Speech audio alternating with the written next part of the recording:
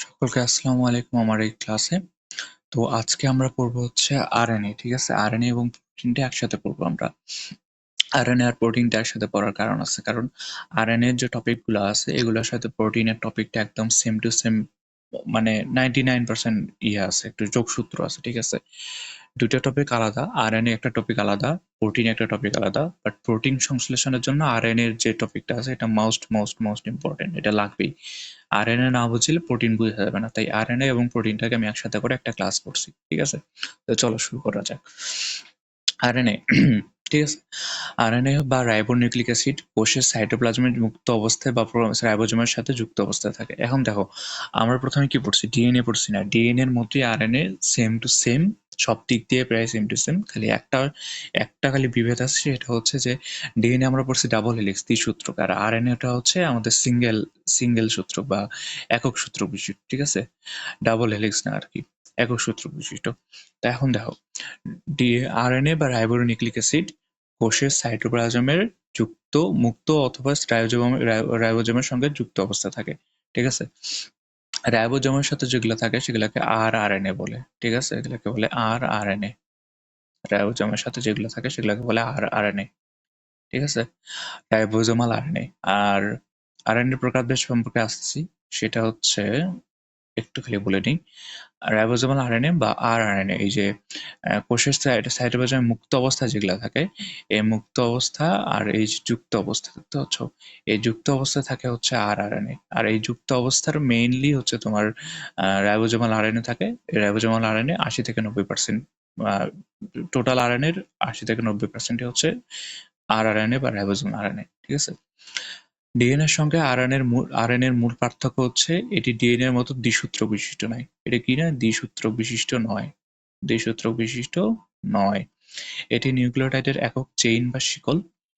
এটি নিউক্লিওটাইডের একক চেইন বা শিকল, ঠিক আছে? এটি নিউক্লিওটাইডের একক চেইন বা শিকল। ডিএনএ এর মতো আরএনএ নিউক্লিওটাইডে আছে পেন্টোজ সুগার, অজৈব ফসফেট এবং একটি নাইট্রোজেন বেস। কি থাকে ডিএনএ এর মতোই? কি থাকে ডিএনএ তে যেরকম ছিল, পেন্টোজ সুগার ছিল, অজৈব ফসফেট ছিল এবং একটি নাইট্রোজেন বেস ছিল, ঠিক আছে? তবে এখানকার পেন্টোজ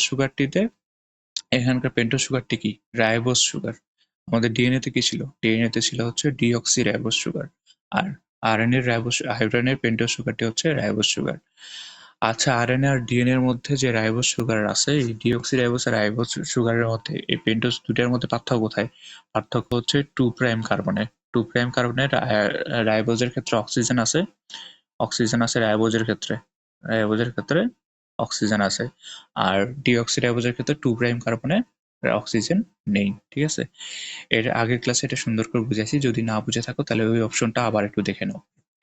ডিএনএ 4টি নাইট্রোজেন বেসের মতো এখানে 4টি নাইট্রোজেন বেস আছে। ডিএনএ 4টি নাইট্রোজেন বেসের মতো আরএনএতেও 4টি নাইট্রোজেন বেস আছে। তবে আরএনএতে থাইমিনের বদলে, কিসের বদলে? থাইমিনের বদলে, থাইমিন যে আছে, থাইমিনের বদলে কি থাকে? ইউরাসিল থাকে। এটা একটু গন্ডগোল করবে তোমাদের, বুঝছো? এই জিনিসটা একটু গন্ডগোল তো করবে, তোমরা সেটা একটু মনে রাখবা। দেখো, থাইমিনের বদলে কি থাকে? থাইমিনের বদলে ইউরাসিল নামক একটি ভিন্ন নাইট্রোজেন বেস বা খাত থাকে। দেখো, আমি বলছিলাম কি, পিউরিন আর পাইরিমিডিন সম্পর্কে একটু বলছিলাম আমরা। দেখো, পিউরিন কি থাকে? পিউরিন হচ্ছে দুই চক্র বিশিষ্ট, ঠিক আছে? পিউরিন হচ্ছে 2 চক্র বিশিষ্ট। আর পাইরিমিডিন হচ্ছে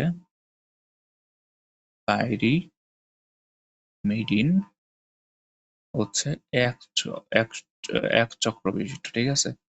তো এখন দেখো, পাইরিমিডিনের মধ্যে কি কি ছিল? পাইরিমিডিনের মধ্যে ছিল হচ্ছে থায়ামিন, আর কি ছিল?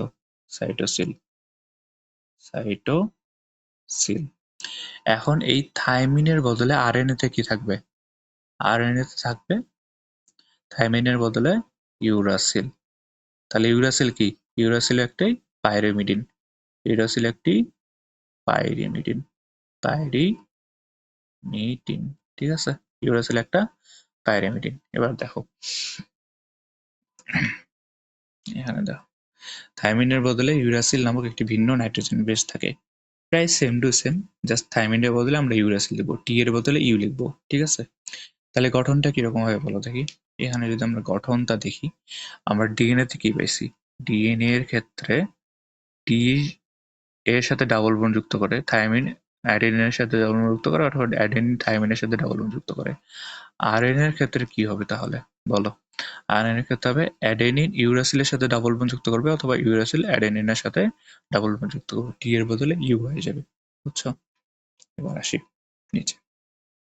কিছু সংখ্যক ভাইরাসের ক্ষেত্রে, যেমন কোভিড বা SARS CoV two, COVID virus না, করোনা ভাইরাসের হচ্ছে তোমার নামটা হচ্ছে সার্স কোভি টু, বৈজ্ঞানিক নাম করোনা ভাইরাস। এটা হচ্ছে করোনা করোনা ভাইরাসের বৈজ্ঞানিক নাম। এটা কি? করোনা ভাইরাসের বৈজ্ঞানিক নাম হচ্ছে সার্স কোভি টু বা কোভিড ভাইরাস। এটাতে কি অনুপস্থিত? ডিএনএ অনুপস্থিত। সার্স কোভি টুতে ডিএনএ অনুপস্থিত, সার্স কোভি টুতে ডিএনএ অনুপস্থিত। অর্থাৎ যে সমস্ত ভাইরাস ডিএনএ দিয়ে গঠিত নয়, তাদের নিউক্লিক অ্যাসিড হিসেবে আরএনএ থাকে। তাদের নিউক্লিক অ্যাসিড হিসেবে কি থাকে? আরএনএ থাকে। যে সমস্ত ভাইরাস ডিএনএ দিয়ে গঠিত নয়, তাদের নিউক্লিক অ্যাসিড হিসেবে আরএনএ থাকে। এসব ক্ষেত্রে আরএনএ বংশগতির বস্তু থাকে, আরএনএ বংশগত বস্তু হিসেবে কাজ করে। আচ্ছা, যে সমস্ত ভাইরাস, যেরকম কি ভাইরাস আছে, সার্স কোভি টু বা ডিএনএ ভাইরাস, ঠিক আছে, এই সরি সার্স কোভি টু বা করোনা ভাইরাস, এই করোনা ভাইরাসে ডিএনএ থাকে না। ডিএনএ এর বদলে আরএনএ দিয়ে এদের নিউক্লিক অ্যাসিড, আরএনএ এদের নিউক্লিক অ্যাসিড হিসেবে কাজ করে, আরএনএ এদের বংশগতির বস্তু হিসেবে কাজ করে। ঠিক আছে, এবার একটু নিচে আসি। আরএনএ প্রধানত তিন প্রকার। কি কি? Ribosomal RNA, ribosomal RNA, ribosomal RNA বা আরআরএনএ, বার্তাবহ বা মেসেঞ্জার আরএনএ, বার্তাবহ বা মেসেঞ্জার আরএনএ, পরিবাহক বা ট্রান্সফার আরএনএ, পরিবাহক বা ট্রান্সফার আরএনএ। এই যে নামগুলো দেখতে পাচ্ছ না, এই তিনটা নাম, এই তিনটা নামের বিশদ বিবরণ, বিশদ কাজ আমরা যখন প্রোটিন পড়বো কিছুক্ষণ পরে, প্রোটিনের ট্রান্সলেশন, ট্রান্সক্রিপশন, এই ধাপগুলা দিয়ে যখন যাব, যখন ডিটেলসে পড়াবো এই ধাপগুলা, তখন এই নামগুলার অর্থ কি, বা এই নামগুলা কেন এইটাকে ট্রান্সফার আরএনএ বলা হয়, কেন এটাকে মেসেঞ্জার আরএনএ বলা হয়, সেটা একদম থ্রুলি বুঝতে পারবে। ঠিক আছে, রাইবোজোমাল আরএনএ মাধ্যমে, এখানে একটু বলে রাখতেছি, রাইবোজোমাল আরএনএ মাধ্যমে কি বোঝাচ্ছে? রাইবোজোমাল আরএনএ মানে এটা হচ্ছে রাইবোজোমে থাকে। এটা কোথায় থাকে? রাইবো রাইবোজোমে থাকে। রাইবোজোমাল আরএনএ রাইবোজোমে থাকে। বার্তাবহ আরএনএ বা মেসেঞ্জার আরএনএ দিয়ে কি বোঝাচ্ছে বলো দেখি? এটা কোনো একটা বার্তা বহন করে, বার্তা বহন করে। এটা মনে রাখো, জাস্ট এই কিছুক্ষণ সময়ের জন্য এটা মনে রাখো যে বার্তা বহন করে। পরিবাহক আরএনএ বা ট্রান্সফার আরএনএ মানে কি?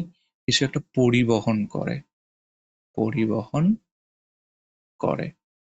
কি পরিবহন করে, কেন পরিবাহক বলা হচ্ছে, কি বার্তা বহন করে, কেন বার্তাবাহক বলা হচ্ছে, এগুলো আমরা ট্রান্সলেশন প্রক্রিয়াটা যখন পড়বো প্রোটিনের ক্ষেত্রে, প্রোটিন সংশ্লেষণের ক্ষেত্রে, তখন আমরা এটাকে একদম থ্রুলি বুঝতে পারবো। ঠিক আছে, এবার আসো, এই যে তিনটা আরএনএ বললাম না, এই তিনটা আরএনএ সম্পর্কে তোমাদের বইয়ে একেবারে জাস্ট নামগুলো দেওয়া আছে। এটার কিছু কাজ আছে এবং এটার কিছু ইন্টারেস্টিং বৈশিষ্ট্য আছে, সেগুলো সম্পর্কে আমরা একটু ডিটেলস জানবো। এখানে আমি একটা বানাইছি, স্লাইড বানাইছি, সেই স্লাইডটাতে আমি লিখছি, দেখো তোমরা এখানটা। আরএনএ প্রধানত কত প্রকার? তিন প্রকার। আরএনএ তিন প্রকার, প্রধানত তিন প্রকার। আরো কিছু কিছু প্রকারভেদ আছে, তার মধ্যে প্রধানত তিন প্রকার। একটা হচ্ছে এমআরএনএ, একটা হচ্ছে টিআরএনএ, আর একটা হচ্ছে আরআরএনএ। ঠিক আছে, ডিএনএ সূত্রক থেকে ট্রান্সক্রিপশন প্রক্রিয়ায়, ডিএনএ সূত্রক থেকে কোন প্রক্রিয়ায়? ট্রান্সক্রিপশন প্রক্রিয়ায়, ডিএনএ সূত্রক থেকে ট্রান্সক্রিপশন নামক প্রক্রিয়ায় তৈরি হয় এমআরএনএ। ঠিক আছে, ডিএনএ সূত্রক থেকে ট্রান্সক্রিপশন প্রক্রিয়ায় তৈরি হয় এমআরএনএ। এটার কাজ কি? এটার কাজ হচ্ছে নির্দিষ্ট প্রোটিন নিউক্লিয়াস থেকে সাইটোপ্লাজমে বহন করে। নির্দিষ্ট প্রোটিন, নির্দিষ্ট প্রোটিন নিউক্লিয়াস থেকে সাইটোপ্লাজমে বহন করে কে? এমআরএনএ। ঠিক আছে, রাইবোজোম ও টিআরএনএ এর সাহায্যে নির্দিষ্ট অ্যামিনো অ্যাসিড অনুক্রম শৃঙ্খল তৈরি করে। কিসের মাধ্যমে? রাইবোজোম এবং টিআরএনএ এর সাহায্যে নির্দিষ্ট অ্যামিনো অ্যাসিডের অনুক্রমের শৃঙ্খল তৈরি করে।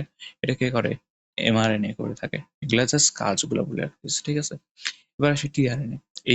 এই স্লাইডটা কিন্তু তোমাদেরকে মুখস্থ করতে হবে, এটা স্লাইড অত্যন্ত গুরুত্বপূর্ণ, এটা অবশ্যই অবশ্যই মুখস্থ করতে হবে। টিআরএনএ, টিআরএনএ ট্রান্সলেশন প্রক্রিয়ায়, টিআরএনএ কোন প্রক্রিয়া? টিআরএনএ হচ্ছে ট্রান্সলেশন প্রক্রিয়া, আর এমআরএনএ কি ছিল?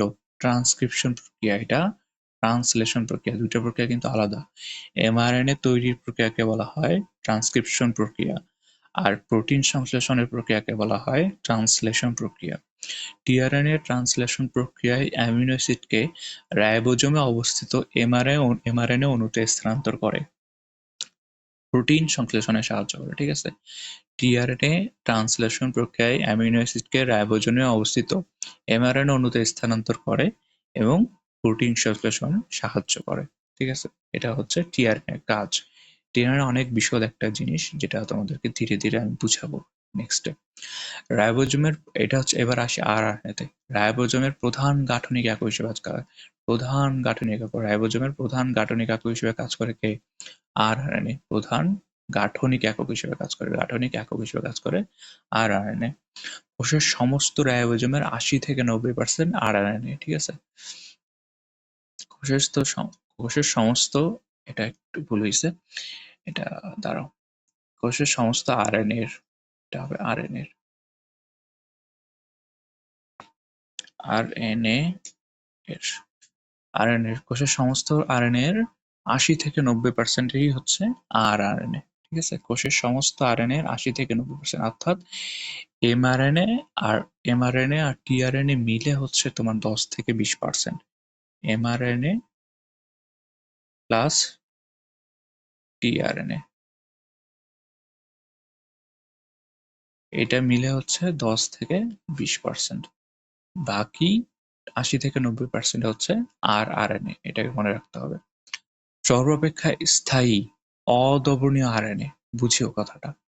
এই যে 80-90%-এর মতো আরআরএনএ আছে, এই আরআরএনএ গুলোর মধ্যে 80-90% আরআরএনএ গুলোর মধ্যে যে আরআরএনএ গুলো সর্বাপেক্ষা স্থায়ী ও অদ্রবণীয়, সর্বাপেক্ষা স্থায়ী, যেটা কোনো কাজ বা বিক্রিয়ার সাথে সংঘটিত হয় না, এবং অদ্রবণীয়, কোনো কিছুর সাথে দ্রবণীয় হয় না, পানি বলো, সাইটোজোম বলো, বাট অন্য কোনো কিছুর সাথে দ্রবণীয় হয় না। সর্বাপেক্ষা স্থায়ী এবং অদ্রবণীয় আরএনএ প্রোটিনের সাথে যুক্ত হয়, কিসের সাথে? প্রোটিনের সাথে যুক্ত হয়ে রাইবোনিউক্লিয় প্রোটিন কণা গঠন করে। প্রোটিনের সাথে যুক্ত হয়ে কি করে? রাইবোনিউক্লিয় প্রোটিন কণা গঠন করে, রাইবোনিউক্লিয় প্রোটিন কণা গঠন করে। সর্বাপেক্ষা স্থায়ী ও অদ্রবণীয় আরআরএনএ প্রোটিনের সাথে যুক্ত হয়ে রাইবোনিউক্লিয় প্রোটিন কণা গঠন করে। ঠিক আছে, এই তিনটা গেল হচ্ছে আমাদের মেইন যে আরএনএ আছে সেগুলো, যেগুলো তোমাদের বই আছে। এছাড়াও জিআরএনএ এবং এমআইআরএনএ নামক দুই প্রকার আরএনএ আছে। জিআরএনএ মানে হচ্ছে, জিআরএনএ মানে হচ্ছে জেনেটিক আরএনএ, জেনেটিক আরএনএ। আর এমআই মানে হচ্ছে মাইনর আরএনএ। ঠিক আছে, আচ্ছা। জিআরএনএ কিছু ভাইরাসের দেহে বংশগতীয় বস্তু হিসেবে কাজ করে। কে বাস করে? বংশগতীয় বস্তু হিসেবে বাস করে কে? জিআরএনএ। কিছু ভাইরাসের দেহে, কোথায়? ভাইরাসের দেহে। কিছু ভাইরাসের দেহে বংশগতীয় বস্তু হিসেবে কাজ করে জিআরএনএ। জি মানে কি? Genetic RNA. যেমন কি টিএমভি। টিএমভি কি বলতো? টিএমভি হচ্ছে টোবাকো মোজাইক মোজাইক ভাইরাস। ঠিক আছে, টোবাকো মোজাইক ভাইরাস। টিএমভি মানে হচ্ছে টোবাকো মোজাইক ভাইরাস। আচ্ছা, টোবাকো মানে কি জানো? টোবাকো মানে হচ্ছে তামাক।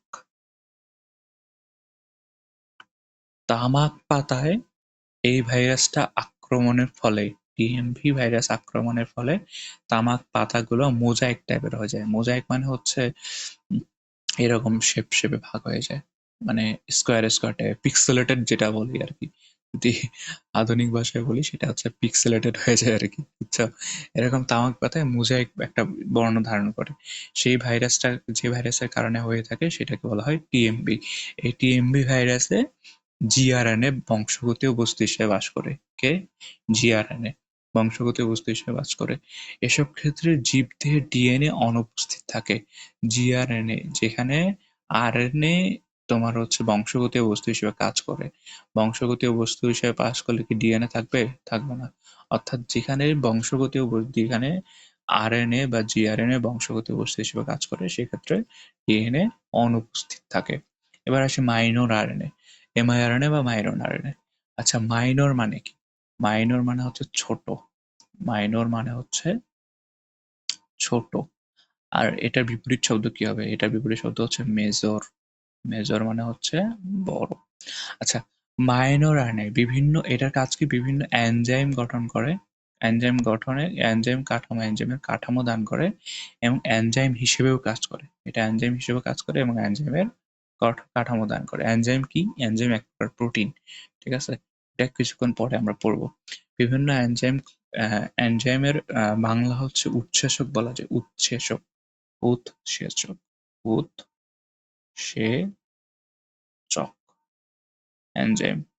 বিভিন্ন এনজাইমের কাঠামো দান করে এমআইআরএনএ এবং এনজাইম হিসেবেও কাজ করে এমআইআরএনএ। ঠিক আছে? এবার আসি বইয়ের পড়ায়। আরএনএ এর যে মেইন বেসিকটা ছিল, তোমাদেরকে আমি বেসিকটা ক্লিয়ার করে দিছি। ঠিক আছে? আরএনএ গুলো কোথায় কোনটা কাজ করে সেটা প্রোটিনের মধ্যে আমরা পড়বো। আরএনএ তোমাদের বইয়ে খুব অল্প একটা সংক্ষিপ্ত টপিক দেওয়া আছে, তাও আমি একটা স্লাইড অ্যাড করছি তোমাদেরকে। এই স্লাইডটা অবশ্যই তোমরা খাতায় লিখে নিবে। আমি যেভাবে লিখছি সেভাবে লিখে নিবে, আর কোনো কিছু বাদ দেওয়ার ট্রাই করবে না। আমি অলরেডি যে বই থেকে লিখছি সেখান থেকে কিছু কিছু নিয়ে জাস্ট মোস্ট ইম্পর্টেন্ট লাইনগুলো নিয়ে লিখছি, অনেক কিছু বাদ দিয়ে লিখছি। সো আমার উপর মাতব্বরি করে অনেক এগুলা থেকে কিছু বাদ দিও না, যেটা লিখছি এটা তুলে নিও। খুব কম লেখা আছে, একটা পেজ, তোমরা এটা তুলে নিও। ঠিক আছে? এবার আসি বইয়ের পড়া। আরএনএ এর কাজ। ঠিক আছে? আরএনএ এর প্রধান কাজ কি? প্রোটিন সংশ্লেষণ করা। আরএনএ এর প্রধান কাজ হচ্ছে প্রোটিন সংশ্লেষণ করা। প্রোটিন সংশ্লেষণ করা মানে কি জানো? প্রোটিন হচ্ছে তৈরি করা। সংশ্লেষণ মানে হচ্ছে তৈরি। আরএনএ এর প্রধান কাজ হচ্ছে প্রোটিন সংশ্লেষণ করা বা প্রোটিন তৈরি করা।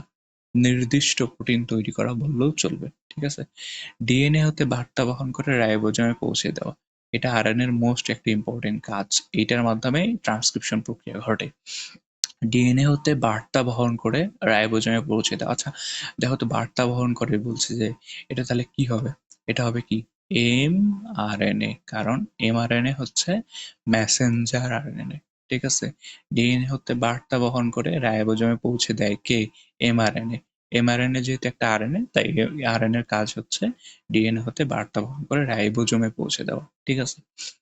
এবার কি? বংশগত বৈশিষ্ট্য বহন করা। এটাও একটা মোস্ট ইম্পর্টেন্ট একটা কাজ। ঠিক আছে? বংশগত বৈশিষ্ট্য বহন করে কে? আরএনএ। আরএনএ বংশগতীয় বৈশিষ্ট্য বহন করে। এবার আসি প্রোটিনের ক্ষেত্রে। প্রোটিনটা একটু ভেজালের একটা জিনিস। এটাকে আমি খুব খুব ধীরে ধীরে নর্মালি পড়ানোর ট্রাই করবো তোমাদেরকে।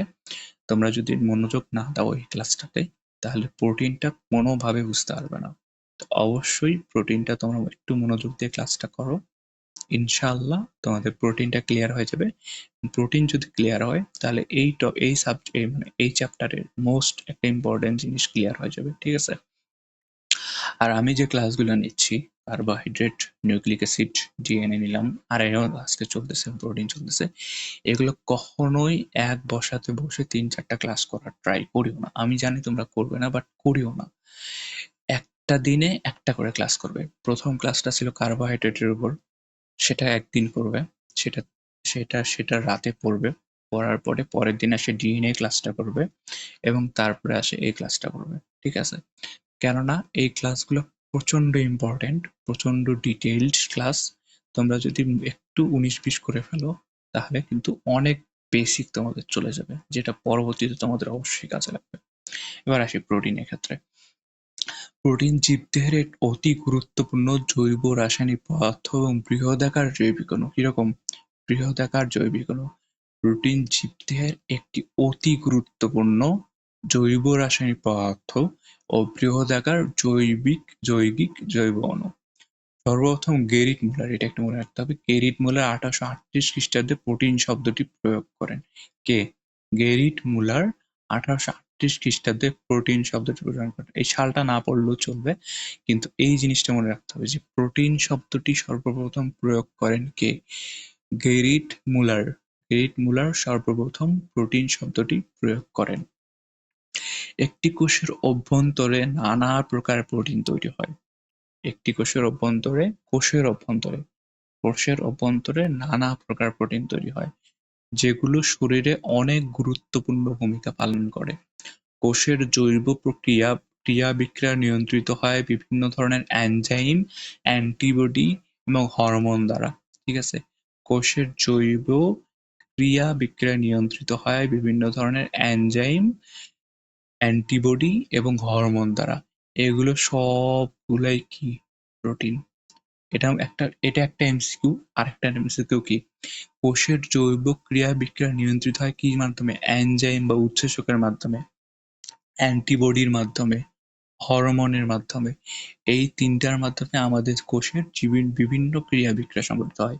আর এই তিনটাই কি? এই তিনটাই হচ্ছে প্রোটিন। তাহলে কি? প্রোটিনের গুরুত্বও আছে, গুরুত্বপূর্ণ ভূমিকা পালন করে আমাদের প্রোটিন। এছাড়া এছাড়া দেহের টিস্যু এবং অঙ্গগুলোর গঠন, কার্যকারিতা এবং নিয়ন্ত্রণের জন্য প্রোটিন খুবই গুরুত্বপূর্ণ।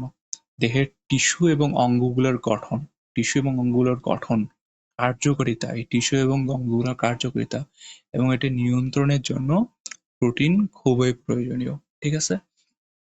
আচ্ছা, টিস্যু এবং অঙ্গগুলোর মধ্যে কাজ কি? দেখো, কোন একটা কোষ থেকে কি হবে? কোন একটা কোষ, এটাতে যদি বুঝাই আমি, এখানে আসো। অনেকগুলা কোষ, অনেকগুলা অনেকগুলো কোষ মিলে কি গঠন করে? টিস্যু গঠন করে। ঠিক আছে? আবার অনেকগুলো টিস্যু বা এটা টিস্যুর আরেক নাম হচ্ছে কলা। ঠিক আছে? অনেকগুলো টিস্যু মিলে কি গঠন করে? অনেকগুলো টিস্যু মিলে গঠন করে হচ্ছে অঙ্গ। অনেকগুলো অঙ্গ মিলে গঠন করে হচ্ছে তন্ত্র। ঠিক আছে? এটা মনে রাখবে। কোষ, কোষ থেকে টিস্যু, টিস্যু থেকে অঙ্গ, অঙ্গ থেকে তন্ত্র। ঠিক আছে? এবার আসি।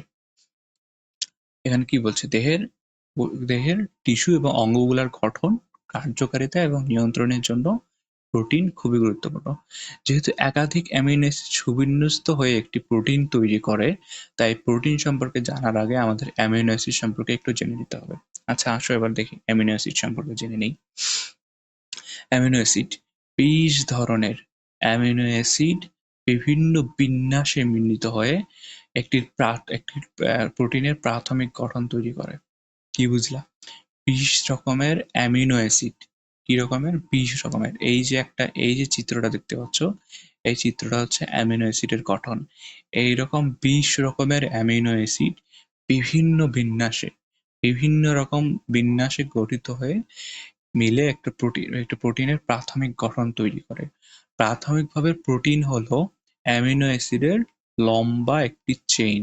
প্রাথমিকভাবে কি? প্রোটিন হলো অ্যামিনো অ্যাসিডের লম্বা একটি চেইন। প্রোটিন কি? প্রোটিন হচ্ছে অ্যামিনো অ্যাসিডের তৈরি লম্বা একটি চেইন। অ্যামিনো অ্যাসিডের বিন্যাসের ভিন্নতার কারণে প্রতিটি প্রোটিনের প্রাথমিক গঠন একে অপর থেকে পৃথক হয়ে থাকে। এখন দেখো, আমাদের দেহে অনেক রকমের প্রোটিন লাগে। নির্দিষ্ট কাজের জন্য নির্দিষ্ট প্রোটিন লাগে। আমাদের যে কোনো কাজের জন্য যেকোনো একটা নির্দিষ্ট প্রোটিন থাকে। এখন প্রোটিনের প্রাথমিক গঠন কিরকম করে হয়? অ্যামিনো অ্যাসিডের মাধ্যমে। কিন্তু এই অ্যামিনো অ্যাসিডের বিন্যাসগুলা যত রকম ভিন্ন হবে, তত রকম নতুন নতুন প্রোটিন তৈরি হবে। এই বিন্যাস যত ভিন্ন হবে, তত রকম নতুন নতুন প্রোটিন তৈরি হবে। বুঝছো? এখানে কি বলছে দেখো, অ্যামিনো অ্যাসিডের বিন্যাসের ভিন্নতার কারণে প্রতিটি প্রোটিনের প্রাথমিক গঠন একে অপরের থেকে পৃথক হয়। আর প্রাথমিক গঠন পৃথক হওয়া মানে কি? নতুন আর একটা প্রোটিন তৈরি হওয়া। ঠিক আছে? তোমরা ইতোমধ্যে ডিএনএ তে নিউক্লিওটাইডের বিন্যাস এটিজিসি সম্বন্ধে জেনেছ। এই নিউক্লিওটাইডের বিন্যাসের উপরেই অ্যামিনো অ্যাসিডের বিন্যাস নির্ভর করে। এটা ডিটেলসে বুঝাইতে গেলে তোমাদেরকে ট্রান্সক্রিপশন প্রক্রিয়াটাতে যাইতে হবে। সেখানে আমি ডিটেলস এটাকে বুঝাবো। ঠিক আছে? দেখো, নিউক্লিওটাইডের বিন্যাসের উপরেই অ্যামিনো অ্যাসিডের বিন্যাস নির্ভর করে। এটা মনে রাখো। ঠিক আছে? কিসের উপর? নিউক্লিওটাইড। নিউক্লিওটাইড কি কি আছে বলো তো? এ, টি, জি, সি। অথবা যদি আরএনএ এর ক্ষেত্রে বলি তাহলে কি হবে? এ, ইউ, জি, সি। এটা হচ্ছে আরএনএ এর ক্ষেত্রে। কারণ কি? আরএনএ ডিএনএ তে থাইমিন থাকে আর আরএনএ থাকে ইউরাসিল। নিউক্লিওটাইডের বিন্যাসের উপরেই অ্যামিনো অ্যাসিডের বিন্যাস নির্ভর করে। এটা মোস্ট ইম্পর্টেন্ট একটা লাইন, এটা বুঝাইতে হবে তোমাদেরকে একটু পরে। সাধারণত তিনটি বেজ মিলে, সাধারণত কয়টি বেজ মিলে? তিনটি বেজ মিলে, তিনটি বেজ মিলে। আচ্ছা, তিনটি বেজ কি কি? এগুলা হচ্ছে নাইট্রোজেন বেস না, এগুলা হচ্ছে নাইট্রোজেন বেস। এ একটা নাইট্রোজেন বেস অ্যাডেনিন, থাইমিন একটা নাইট্রোজেন বেস, কোয়ানে একটা নাইট্রোজেন বেস, সাইটোসিন একটা নাইট্রোজেন বেস, ঠিক আছে? এটার মধ্যে ধরো এ, টি, জি, এই তিনটা বেস নিয়ে কি তৈরি করে? একটা অ্যামিনো অ্যাসিড যুক্ত হওয়ার সংকেত তৈরি করে। একটা অ্যামিনো অ্যাসিড যুক্ত হওয়ার যে কোনো তিনটা, এই তিনটাও হতে পারে টিজিসি, অথবা এরকম হতে পারে এজিসি, অথবা এমন হতে পারে যে টিজিসি। এরকম যে কোনো তিনটা, সাধারণত তিনটা বেস মিলে একটি অ্যামিনো অ্যাসিড যুক্ত হওয়ার সংকেত তৈরি করে। তাহলে কি বোঝা গেল? যে কোনো রকমের তিনটা নাইট্রোজেন বেস মিলে একটা অ্যামিনো অ্যাসিড যুক্ত হওয়ার সংকেত তৈরি করে। আচ্ছা, আসি এবার। অ্যামিনো অ্যাসিডের কার্বক্সিল গ্রুপ পরবর্তী অ্যামিনো অ্যাসিডের আলফা অ্যামিনো গ্রুপের সাথে যুক্ত হয়ে পেপটাইড বন্ড তৈরি করে। আচ্ছা, এটাকে বুঝাইতে গেলে আমাকে একটু ডিটেলসে যাইতে হবে। আমি তার আগে একটা জিনিস তোমাদেরকে বুঝাই এখান থেকে। দেখো, এই যে অ্যামিনো অ্যাসিডের গঠনটা দেখতে পাচ্ছ না? অ্যামিনো অ্যাসিডের গঠনের মধ্যে কি দেখতে পাচ্ছ? একটা কি আছে? একটা অ্যামিনো গ্রুপ আছে, একটা সাইড চেইন আছে, একটা কার্বক্সিল গ্রুপ আছে। এই সাইড চেইনটা আমি তোমাদেরকে এখন বুঝাবো না, এটা এটা জাস্ট এমনি মাথায় রাখো যে একটা সাইড চেইন থাকে, ঠিক আছে? আরটাকে বলে একটা সাইড চেইন, ঠিক আছে? মেইন যে মুদ্রা কথা এখানকার সেটা হচ্ছে অ্যামিনো অ্যাসিড গ্রুপ এবং কার্বক্সিল গ্রুপ নিয়ে। অ্যামিনো অ্যাসিড গ্রুপ কোনটা বলো দেখি? এই যে দেখতে পাচ্ছ NH2, এইটাকে এটার গাঠনিক সংকেত হচ্ছে এইটা N, তারপর দুই সাইডে দুইটা হচ্ছে হাইড্রোজেন, হাইড্রোজেনের সাথে দুইটা হাইড্রোজেন, এটাকে বলা হচ্ছে অ্যামিনো অ্যাসিড গ্রুপ। সাথে কি কার্বক্সিল গ্রুপ? কার্বক্সিল গ্রুপ হচ্ছে COOH, এটা হচ্ছে কার্বক্সিল গ্রুপ, ঠিক আছে? এই যে মাইনাসের মতো চিহ্নটা দিচ্ছি এগুলো হচ্ছে বন্ড, মাইনাসের মতো চিহ্নটা দিচ্ছি এগুলো হচ্ছে বন্ড, ঠিক আছে? এখন দেখো, তাহলে একটা অ্যামিনো অ্যাসিড গ্রুপ এবং একটা কার্বক্সিল গ্রুপ মিলে, সাথে কিছু সাইড চেইন মিলে, তাহলে কি একটা গঠন করে? একটা অ্যামিনো অ্যাসিড গঠন করে। এইরকম প্রায় অসংখ্য অ্যামিনো অ্যাসিডের মাধ্যমে একটা প্রোটিন গঠিত হয়। এটা কিন্তু প্রোটিন না, এটা প্রোটিনের মনোমার অ্যামিনো অ্যাসিড। এই অ্যামিনো অ্যাসিডটা কি? প্রোটিনের মনোমার, ঠিক আছে? এইরকম এগুলা হচ্ছে অ্যামিনো অ্যাসিড, প্রোটিনের একক। অ্যামিনো অ্যাসিড কি? অ্যামিনো হচ্ছে প্রোটিনের একক, প্রোটিনের গাঠনিক একক বলতে পারো, গাঠনিক একক, ঠিক আছে? গাঠনিক একক, প্রোটিনের গাঠনিক একক হচ্ছে অ্যামিনো অ্যাসিড। এই অ্যামিনো অ্যাসিডের কি কি থাকে? এই অ্যামিনো অ্যাসিডের অ্যামিনো গ্রুপ থাকে একটা, আর একটা কি থাকে? কার্বক্সিল গ্রুপ থাকে। কার্বক্সিল গ্রুপ কি? এই যে COOH, এটা হচ্ছে অ্যামিনো অ্যাসিডের কার্বক্সিল গ্রুপ, আর NH2 এটা হচ্ছে অ্যামিনো অ্যাসিডের অ্যামিনো গ্রুপ। এটাকে যদি আমি আর একটু ডিটেলসে তোমাদেরকে বুঝাই তাহলে তোমরা এটা বুঝতে পারবে, আর পরবর্তী লাইনগুলো বুঝতে পারবে। দেখো, অ্যামিনো অ্যাসিড আচ্ছা, জৈব অ্যাসিড কোনগুলো আর অজৈব অ্যাসিড কোনগুলো? জৈব অ্যাসিড হচ্ছে যেগুলো আমাদের জীবজগৎ থেকে বা পেয়ে থাকি, মানসিক কৃত্রিম তৈরি করা নয়। যেরকম কি রয়েছে? জৈব অ্যাসিডের মধ্যে রয়েছে হচ্ছে তোমার ম্যালিক অ্যাসিড। ম্যালিক অ্যাসিড কোথায় থাকে? ম্যালিক অ্যাসিড থাকে হচ্ছে আপেলে। ম্যালিক অ্যাসিড, টার্টারিক অ্যাসিড,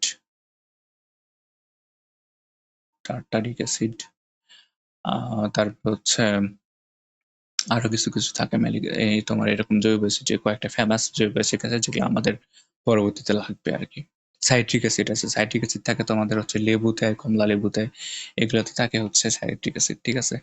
এইরকম কিছু কোনো জৈব অ্যাসিডের এক বা একাধিক হাইড্রোজেন পরমাণু, এক বা একাধিক হাইড্রোজেন পরমাণু কি পরমাণু অ্যামিনো গ্রুপ দ্বারা প্রতিস্থাপনের ফলে, এই জিনিসটা দেখো, যদি আমি বুঝাইতে চাই, এখানে যদি বুঝাইতে চাই তাহলে এখান থেকে একটু দেখো।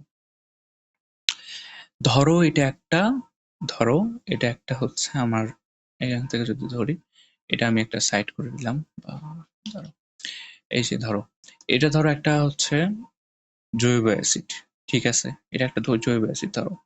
তো এই জৈব অ্যাসিডের এইখানে কোন একটা হাইড্রোজেন যুক্ত ছিল। এগুলা একটু জাস্ট আমি মিশাই দিই তোমাদেরকে, তাহলে বুঝতে পারবে জিনিসটা।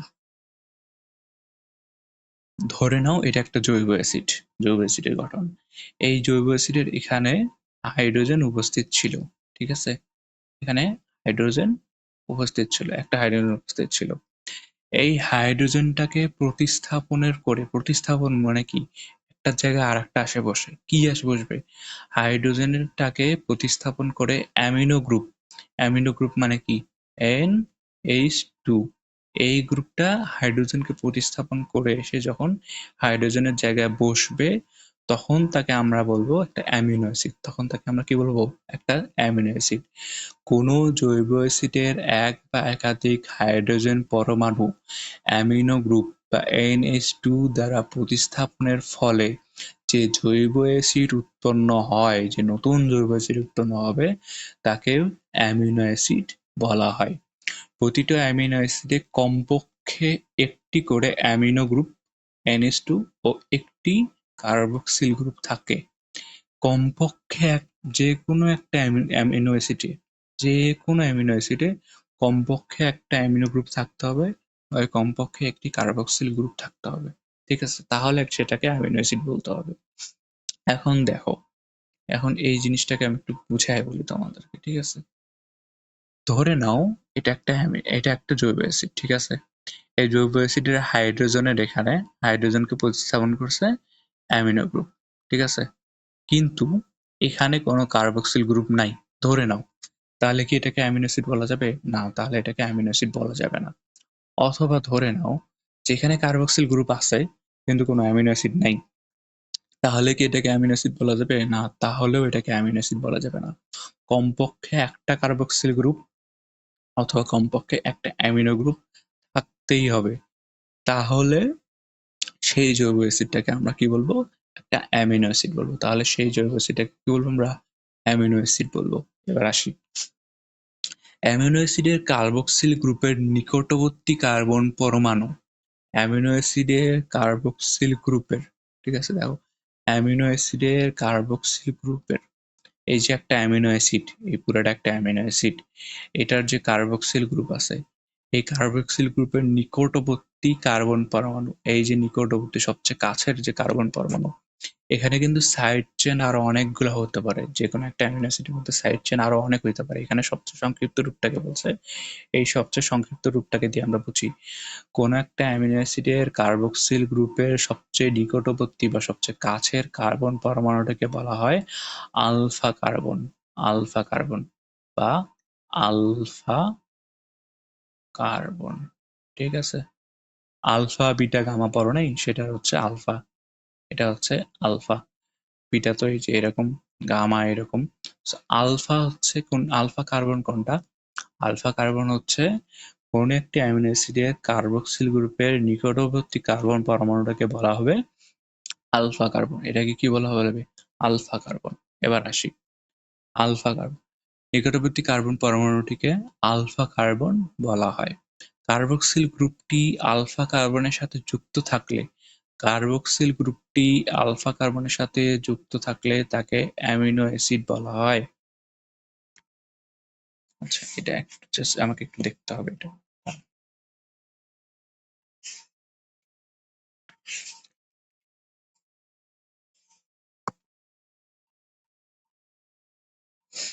এখানে দেখো, কার্বক্সিল গ্রুপটি, এখানকার কার্বক্সিল গ্রুপটি আলফা কার্বনের সাথে যুক্ত থাকলে তাকে কি বলা হবে? Amino acid, alpha amino acid বলা হবে তাকে। আলফা অ্যামিনো অ্যাসিড বলা হবে। এখানে একটু জাস্ট অ্যাড করি, যেটা আমার সন্দেহ হচ্ছিল আর কি। এটা কি বলা হবে? আলফা, আলফা অ্যামিনো অ্যাসিড বলা হবে, ঠিক আছে? এবার আসো, এই যে কার্বক্সিল গ্রুপটা আছে,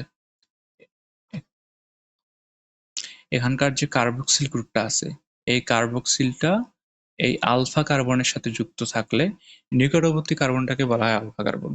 এই কার্বক্সিল গ্রুপটা আলফা কার্বনের সাথে যুক্ত থাকলে তাকে কি বলা হবে? আলফা অ্যামিনো অ্যাসিড, ঠিক আছে? কার্বক্সিল গ্রুপের নিকটবর্তী কার্বনটাকে বলা হয় আলফা কার্বন। এই আলফা কার্বনের সাথে কার্বক্সিল গ্রুপের যুক্ত থাকলে তাকে বলা হয় আলফা অ্যামিনো অ্যাসিড, ঠিক আছে?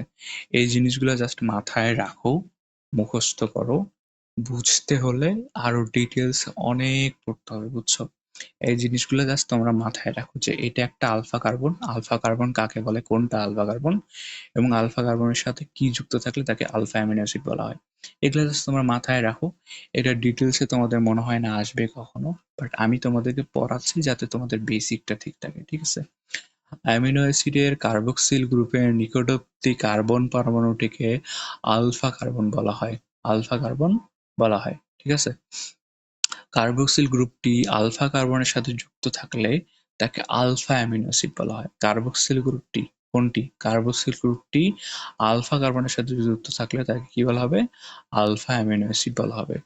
একটি অ্যামিনো অ্যাসিডের কার্বক্সিল গ্রুপ পরবর্তী অ্যামিনো অ্যাসিডের আলফা অ্যামিনো গ্রুপের সাথে যুক্ত হয়ে পেপটাইড বন্ড গঠন করে। এই জিনিসটা তোমাদেরকে এখন আমি বুঝাবো যে পেপটাইড বন্ড কিভাবে গঠিত হয়। একটি অ্যামিনো অ্যাসিডের কার্বক্সিল গ্রুপ পরবর্তী অ্যামিনো অ্যাসিডের আলফা অ্যামিনো গ্রুপের সাথে যুক্ত হয়ে পেপটাইড বন্ড গঠন করে। দেখো, এখানে দেখো, আমরা তো কি গঠনটা পড়ছি, দেখো দেখি। আমরা গঠন পড়ছি না, কোনটা কি, কোনটা কি পড়ছি তো নাকি? এই যে, এই যে পুরা গঠনটা দেখতে পাচ্ছ, এইখানকার পুরা গঠনটা, এটাকে কি বলবো? এটা একটা অ্যামিনো অ্যাসিড, ঠিক আছে? এটাকে কি বলবো? এটা একটা অ্যামিনো অ্যাসিড, অ্যামিনো অ্যাসিড, ঠিক আছে? আবার দেখো তো, আবার দেখো, এই পাশে আর একটা, এটা কি? এটা কি? এটাও একটা অ্যামিনো অ্যাসিড। এটা কি? এটাও একটা অ্যামিনো অ্যাসিড, অ্যামিনো অ্যাসিড। এখন দেখো, আমরা যে কথাটা পড়লাম সেই কথাটা কি বললাম? একটি অ্যামিনো অ্যাসিডের কার্বক্সিল গ্রুপ, একটি অ্যামিনো অ্যাসিডের কোন গ্রুপ? কার্বক্সিল গ্রুপ পরবর্তী অ্যামিনো অ্যাসিডের আলফা অ্যামিনো গ্রুপের সাথে কি বুঝলাম? একটি অ্যামিনো অ্যাসিডের একটি অ্যামিনো অ্যাসিডের কোন গ্রুপ? একটি অ্যামিনো অ্যাসিডের কার্বক্সিল গ্রুপ, এই যে কার্বক্সিল গ্রুপ, একটি অ্যামিনো অ্যাসিডের কার্বক্সিল গ্রুপ পরবর্তী অ্যামিনো অ্যাসিডের কিসের সাথে? পরবর্তী অ্যাসিডের আলফা অ্যামিনো অ্যাসিডের সাথে। আলফা পরবর্তী অ্যাসিডের আলফা অ্যামিনো গ্রুপ, পরবর্তী অ্যাসিডের আলফা অ্যামিনো গ্রুপের সাথে যদি যুক্ত থাকে, একটি একটি অ্যামিনো অ্যাসিডের কার্বক্সিল গ্রুপ অপর একটি অ্যামিনো অ্যাসিডের আলফা অ্যামিনো গ্রুপের সাথে যদি যুক্ত থাকে, তাহলে সেটাকে বলা হবে, যুক্ত হয়ে কি গঠন করবে? যুক্ত হয়ে গঠন করবে পেপটাইড বন্ড। এখানে দেখো, আবার বুঝাচ্ছি। এই যে পুরাটা দেখতে পাচ্ছ, এই যেখানে সম্পূর্ণটা দেখতে পাচ্ছ, আমি আবার যদি একটু বুঝাই তোমাদেরকে তাহলে বুঝতে পারবে। একটা অ্যামিনো অ্যাসিডের, একটা অ্যামিনো অ্যাসিড, এই যে একটা অ্যামিনো অ্যাসিড, এইখানে আর একটা অ্যামিনো অ্যাসিড, দুইটা অ্যামিনো অ্যাসিড হইলো, দুইটা অ্যামিনো অ্যাসিড আমরা পাইছি। একটা অ্যামিনো অ্যাসিডের, একটা অ্যামিনো অ্যাসিডের কার্বক্সিল গ্রুপ, এটা একটা কার্বক্সিল গ্রুপ না, C double H, C double H, এটা একটা কার্বক্সিল গ্রুপ। অপর একটা অ্যামিনো অ্যাসিডের অ্যামিনো গ্রুপ এর সাথে যুক্ত হয়ে যে বন্ডটা গঠন করবে, এর সাথে যুক্ত হয়ে যে বন্ডটা গঠন করবে, এই যে একটা বন্ধন গঠন করছে না, এই একটা বন্ধন গঠন করছে, এটাকে বলবে হচ্ছে পেপটাইড বন্ড। এটাকে কি বলবে? পেপটাইড বন্ড, বুঝছো? কোন একটা অ্যামিনো অ্যাসিডের কার্বক্সিল গ্রুপ অপর একটা অ্যামিনো অ্যাসিডের অ্যামিনো গ্রুপের সাথে যুক্ত হয়ে, কোথায় দেখো, এই যে ওএক্স হাইড্রোক্সিলের সাথে হাইড্রোজেন যুক্ত হচ্ছে। এটা একদম মানে একদম আণুবীক্ষণিক চিত্র আর কি। একটা অ্যামিনো অ্যাসিডের কার্বক্সিল গ্রুপ অপর একটা অ্যামিনো অ্যাসিডের অ্যামিনো গ্রুপের সাথে যুক্ত হয়ে যে বন্ধন গঠন করবে তাকে কি বলবে? পেপটাইড বন্ড বা পেপটাইড বন্ধন। এটা হচ্ছে পেপটাইড বন্ধন বা পেপটাইড বন্ডের সংজ্ঞা। এবার আসো বইয়ের ক্ষেত্রে। এখানে দেখো, এই যে অ্যামিনো অ্যাসিড কার্বক্সিল গ্রুপ পরবর্তী অ্যামিনো অ্যাসিডের আলফা অ্যামিনো গ্রুপের সাথে যুক্ত হয়ে কি গঠন করে? পেপটাইড বন্ড গঠন করে। এইখানে যে আমি চিত্রটা বুঝাইছি, এখানে যে আমি চিত্রটা দেখাইছি, এটা সুন্দর করে তোমরা খাতায় লিখে নেবে, সুন্দর করে বাসাতে বসে নিজে নিজে বুঝবে আমি কি বুঝাইলাম, বই থেকে কি বুঝাচ্ছে, ঠিক আছে? তাহলে তোমরা সম্পূর্ণ পড়াটাকে আয়ত্ত করতে পারবে। বৈশাখ পেপটাইড এভাবে অসংখ্য অ্যামিনো অ্যাসিডের সংযুক্তির ফলে একটি পলিপেপটাইড চেইন তৈরি হয়। আচ্ছা দেখো, এখানে কয়টা অ্যামিনো অ্যাসিড আছে? মাত্র ২ টা অ্যামিনো অ্যাসিড না? এখানে একটা অ্যামিনো অ্যাসিড, এখানে একটা অ্যামিনো অ্যাসিড। এই ২ টা অ্যামিনো অ্যাসিড মিলে কি আর প্রোটিন তৈরি হয়? অ্যামিনো অ্যাসিড তো হাজার, হাজার অ্যামিনো অ্যাসিড মিলে একটা প্রোটিন তৈরি হবে। তাহলে হাজার, হাজার অ্যামিনো অ্যাসিড থাকলে কিরকম তৈরি হবে? অনেক হাজার, হাজার পেপটাইড বন্ধন তৈরি হবে। হাজার, হাজার পেপটাইড বন্ধন তৈরি হবে। সেই হাজার, হাজার পেপটাইড বন্ধনকে আমরা কি বলবো? পলিপেপটাইড। পলিপেপটাইড বন্ধন। পেপটাইড বন্ধন। পলি মানে কি? পলি মানে অনেকগুলো, অসংখ্য, ২ বা ততোধিক। এইরকম পেপটাইড হাজার, হাজার অ্যামিনো অ্যাসিডের মাধ্যমে হাজার, হাজার পেপটাইড বন্ধন দিয়ে প্রোটিন তৈরি হবে। সেই হাজার, হাজার পেপটাইড বন্ধনগুলোকে একত্রে কি বলবো? একত্রে বলা হবে পলিপেপটাইড। এই পলিপেপটাইডটাই কি বলবে? পলিপেপটাইড চেইন বা প্রোটিন। ঠিক আছে? এটাকে বলা হয় পলিপেপটাইড চেইন বা প্রোটিন। এখানে উল্লেখ্য যে ২০টি অ্যামিনো অ্যাসিডের ভিতরে মানুষ ১১টি তার শরীরে সংশ্লেষণ করতে পারে, বাকি ৯টি খাদ্যদ্রব্য থেকে সংগ্রহ করতে হয়। এই যে প্রথম যে লাইনটা পড়ছি আমরা, দেখো আমরা কি পড়ছি? এই যে ২০ ধরনের অ্যামিনো অ্যাসিড পড়ছি না? অ্যামিনো অ্যাসিড কয় ধরনের? ২০ ধরনের অ্যামিনো অ্যাসিড। ধরনের ২০ ধরনের। কিন্তু এই ২০ ধরনের হাজার হাজারটা অ্যামিনো অ্যাসিড মিলে একটা প্রোটিন গঠন করে। ধরন ২০ টাই। কিন্তু কতগুলা মিলে? অনেকগুলা মিলে একটা প্রোটিন গঠন করে। এই ২০ টা ধরনের মধ্যে যে ১১ টা আছে, ১১ টা আমাদের শরীর নিজে নিজেই তৈরি করতে পারে। এই ২০ টার মধ্যে ১১ টা আমাদের শরীর নিজে নিজেই তৈরি করতে পারে। বাকি ৯ টা আমরা খাদ্যদ্রব্য থেকে পাই। এই বাকি ৯ টা আমাদের শরীর নিজে নিজে তৈরি করতে পারে না। আমাদেরকে বাকি ৯ টা, এই ২০ টার মধ্যে যে বাকি ৯ টা আছে, এগুলো আমাদেরকে খাদ্যদ্রব্য থেকে সংগ্রহ করতে হবে। আর এই ৯ টা অনেক, অনেক, অনেক ইম্পোর্টেন্ট একটা, মানে অনেক, অনেক, অনেক ইম্পোর্টেন্ট প্রোটিন। সেইজন্য আমাদেরকে কি খেতে হয়? আমিষ খাইতে হয়। প্রোটিন মানে কি? আমিষ। আমিষ খাইতে হয়। আমিষ কোথায়, কোথায় পাওয়া যাবে? মাছে, মাংসতে, তারপরে বিভিন্ন উদ্ভিদ আমিষ পাওয়া যায়। ঠিক আছে? উদ্ভিদেও আমিষ পাওয়া যায়। ঠিক আছে? যেমন শিমের নোডিউলে থাকে আমিষ। এগুলোর ক্ষেত্রে আমরা কি পাবো? এই খাদ্যদ্রব্যগুলো থেকে আমরা আমিষ পাবো। কোন আমিষগুলা? বাকি যে ৯ টা খাদ্যদ্রব্যে আমিষ আছে, ওই ৯ টা খাদ্যদ্রব্যে আমিষ পাবো। ঠিক আছে? এবার আসি প্রোটিন সংশ্লেষ বা প্রোটিন তৈরি। প্রোটিন সংশ্লেষ কিভাবে তৈরি হয় বা কিভাবে হয় সেটা যদি আমি এখানে একটু বলি তোমাদেরকে।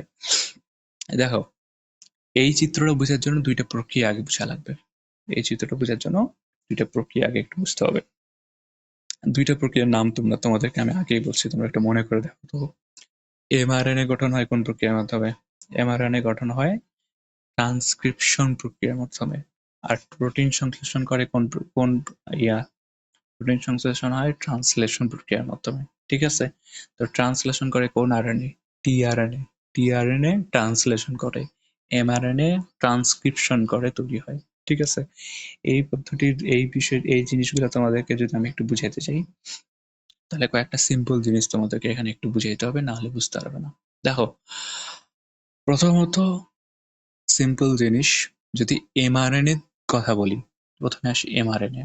এমআরএনএ। মাথার মধ্যে যা টেনশন আছে, যা কিছু আছে সব মাথা থেকে আউট করে দাও। এই টপিকটা যদি না বুঝো, প্রোটিন কিছুতেই বুঝতে পারবে না। ঠিক আছে? এই টপিকটা মোস্ট ইম্পর্টেন্ট একটা টপিক। এই টপিকটা তোমাদেরকে বুঝতে হবে। এমআরএনএ। আচ্ছা, এমআরএনএ কিভাবে গঠিত হয়? এমআরএনএ গঠিত হয় ডিএনএ থেকে। ডিএনএ থেকে কি তৈরি হবে? M R N A. কোন প্রক্রিয়ার মাধ্যমে? ট্রান্সক্রিপশন। ক্রিপশন। এই প্রক্রিয়ার মাধ্যমে ডিএনএ থেকে এমআরএনএ গঠিত হয়। এবার আসো, ডিএনএ থেকে এমআরএনএ গঠিত হবে কি হবে? দেখো, ডিএনএ কি রকম? ডিএনএ কিন্তু ডাবল হেলিক্স। ঠিক আছে? এটাকে যদি আমি এরকম করে বুঝাই, ডিএনএ কিন্তু ডাবল হেলিক্স, তাই না? আর আরএনএ কি? আরএনএ একটাই পেঁচানো চেন। এটা যদি ডিএনএ হয়, এটা কি? আরএনএ। আরএনএ তো একটাই। এখন ডিএনএ থেকে আমরা কি তৈরি করতেছি এখানে? এই ডিএনএ থেকে আমরা আরএনএ তৈরি করতেছি। কোন আরএনএ? এটা বাদ দাও, একটু কিছুক্ষণের জন্য এটা বাদ দাও। কোন আরএনএ? আমরা করতেছি কি? ডিএনএ থেকে ডিএনএ থেকে আরএনএ করতেছি। আরএনএ। ঠিক আছে? তাহলে ডিএনএ তো ২ টা সূত্রক আছে। আরএনএ আছে একটা সূত্রক। এটা কিভাবে গঠিত হবে? তার মানে যেকোনো ডিএনএ এর যেকোনো একটা সূত্রককে আমরা নিতে হবে। ডিএনএ এর যেকোনো একটা সূত্রকে নিতে হবে, আর বাকি একটা সূত্রকে নেওয়া যাবে না। যেকোনো একটা সূত্রকে নিতে হবে। কোন সূত্রকে নিতে হবে? নিতে হবে কোন সূত্রকে জানো? নিতে হবে আমাদের 3' থেকে 5' দিকে যে সূত্রটা আছে, ডিএনএ এর যে সূত্রটা আছে, যেটা 3' থেকে 5' দিকে গেছে, সেটাকে আমরা নিতে হবে। আচ্ছা, কিভাবে বুঝবো? কারণ আমাদেরকে এটা বুঝতে হবে ডিএনএ এর মাধ্যমে। একটা কি থাকে? একটা থাকে হচ্ছে 5' থেকে, একটা হচ্ছে 5' থেকে 3' এর দিকে যায়। আরেকটা কোথায় যায়? আরেকটা হচ্ছে 3' থেকে 5' এর দিকে যায়। বুঝছো? তাহলে আমাদেরকে কোন সূত্র নিতে হবে? এই যে এই সূত্রটা নিতে হবে, যেটা আমাদের 3' থেকে 5' এর দিকে যাচ্ছে। এই সূত্র নিতে হবে, আর 5' থেকে 3' সূত্রটা আমরা নিব না। ঠিক আছে? এবার আসি। কি নিলাম? আমরা নিলাম হচ্ছে ডিএনএ। সরি, আমরা নিলাম হচ্ছে 3' থেকে 5' এর দিকে যে সূত্রটা আছে সেই সূত্রটাকে। 3' থেকে 5' এর দিকে যে সূত্রটা আছে সেই সূত্রটাকে আমরা নিলাম। এই যে দেখো, 3' থেকে 3 3' থেকে 5' এর দিকে এই সূত্রটা নিলাম। এই সূত্রের দেখো একদিকে কি থাকবে? একদিকে নাইট্রোজেন বেসগুলো থাকবে না? ধরো এ আছে, টি আছে, সি আছে, জি আছে, আবার এ আছে, আবার জি আছে। ঠিক আছে? 3' থেকে 5' এর দিকে একটা সূত্র নিলাম, এই সূত্রটাকে আমরা ভাঙ্গে নিলাম। একটা সূত্র ভাঙ্গে নেওয়ার পরে সেই সূত্রর কি থাকবে? বিভিন্ন নাইট্রোজেন বেস থাকবে। এটা সরলীকৃত সূত্র আর কি, সরলীকৃত চিত্র দেখাচ্ছে আমি, সরল একদম। ঠিক আছে? এখন আসি। এখন আমরা এটাকে আরএনএ বানাবো কিভাবে? এটা কিন্তু এখনো এখনো কি আছে? এটা এখনো ডিএনএ আছে। এটা এখনো কি আছে? ডিএনএ আছে। কারণ কি? কারণ কিভাবে বুঝতেছি আমরা এটা একটা ডিএনএ আছে? এই যে দেখো, টি আছে এখনো। টি থাকলে কি আরএনএ হবে? টি থাকলে আরএনএ হবে। কারণ আরএনএ তে কি থাকে? থাইমিনের বদলে ইউরাসিল থাকে। ঠিক আছে? এটাকে যদি আমরা এখন আরএনএ তে রূপান্তরিত করতে চাই, তাহলে কি করতে হবে জানো? এটাকে আরএনএ তে রূপান্তরিত করতে হলে আমাদেরকে এটাকে আরএনএ তে রূপান্তর করতে হলে আমাদেরকে একটা জিনিস করতে হয়, মজার একটা জিনিস। কি মজার জিনিস? মজার জিনিস হচ্ছে এই যে আমাদেরকে এই যে তোমার নাইট্রোজেন বেসগুলো আছে, এই নাইট্রোজেন বেসগুলোকে উল্টা করে দিতে হবে। কি করতে হবে? এবং সূত্রটাকে উল্টা করে দিতে হবে। কিরকম করে? এই সূত্রটাকে আমরা উল্টা করবো কিরকম করে জানো? সবকিছু চেঞ্জ হয়ে যাবে, এখানকার সবকিছু উল্টো হবে, বিপরীত হবে। আরএনএ এর বিপরীত হচ্ছে এমআরএনএ, ডিএনএ এর বিপরীত হচ্ছে এমআরএনএ। ঠিক আছে? এখানে কি আছে? 3' আছে না? 3' আছে না? এটাকে কি লিখবো? 5' থেকে 3' এর দিকে বিপরীত। সব চেঞ্জ, সব বিপরীত হবে। সব কি হবে? বিপরীত হবে। এখানে যদি এখানে 3' আছে, এখানে 5' আছে, আমরা কি লিখবো? 5' এর পাশে, 3' এর পাশে। অবাধ্য একদম, অবাধ্য হয়ে থাকতে হবে, সম্পূর্ণটা বিপরীত হবে। এর বদলে কি লিখবো? এর বদলে লিখবো হচ্ছে কি বলো? এর বদলে কি লিখবো? এর বদলে যদি ডিএনএ হইতো, তাহলে এর সাথে কি থাকতো? থাইমিন থাকতো। কিন্তু এখানে কি থাইমিন হবে? এখানে কিন্তু থাইমিন হবে না, কারণ এটা আরএনএ। আরএনএ তে কি হবে? আরএনএ তে হবে ইউরাসিল। ইউরাসিলের ইউ লিখতে হবে। তারপর টি এর বদলে কি হবে? টি এর বদলে অ্যাডেনিন ছিল, অ্যাডেনিন থাকবে। সি এর বদলে কি ছিল? গুয়ানিন। জি এর বদলে কি ছিল? সাইটোসিন।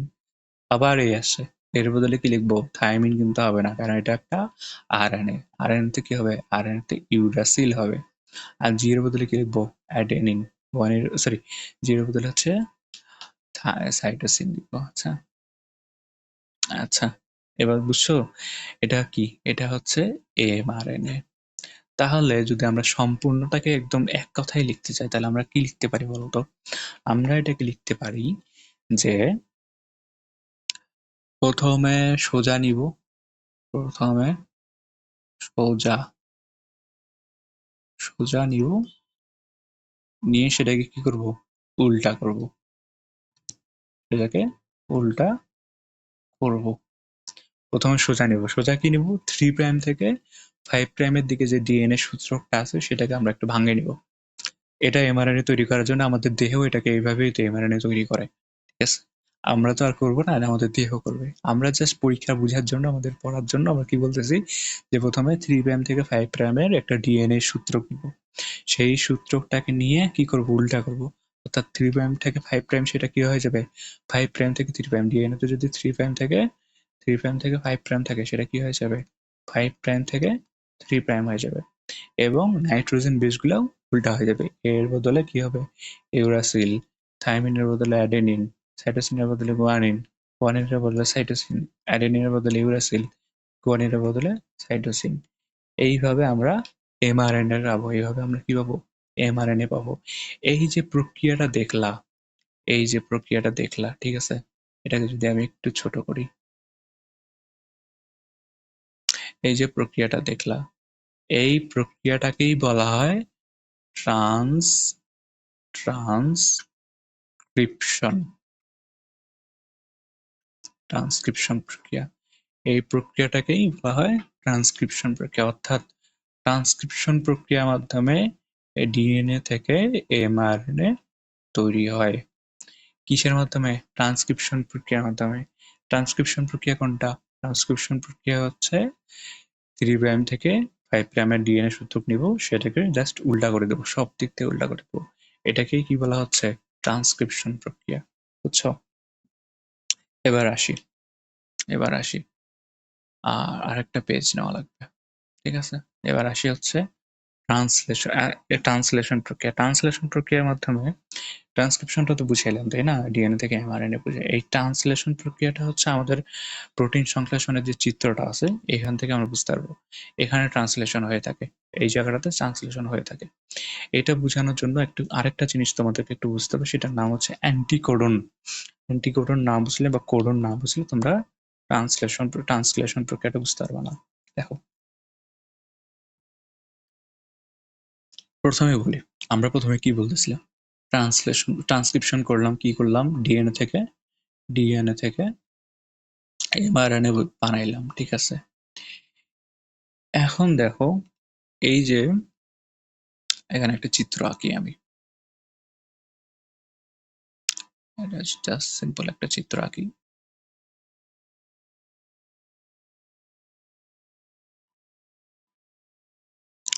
দেখো, এখানে আমি যে কোনো একটা কিছু দিয়ে দিই, ঠিক আছে?